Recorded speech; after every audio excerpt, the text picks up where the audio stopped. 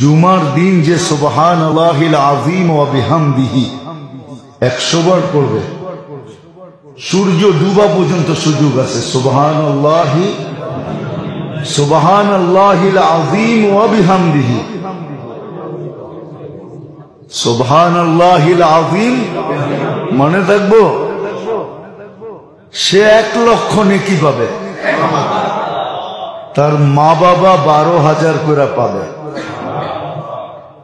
কিতাবে লেখা আছে, এক ছেলে পড়তো, কিছুদিন পরে মা স্বপ্নে দেখছে, মা বলতেছে, বেটা তুই যে পড়তেছিলি প্রত্যেক জুমায়, আর আমি 12,000 করে পাইতেছিলাম, আজকে পুরা হয়ে গেছে, এই জন্য আল্লাহ আমাকে আযাব থেকে খালাসি দিয়ে দিয়েছে। আমাদের পড়া উচিত সুবহানাল্লাহিল আযীম। মনে থাকবে?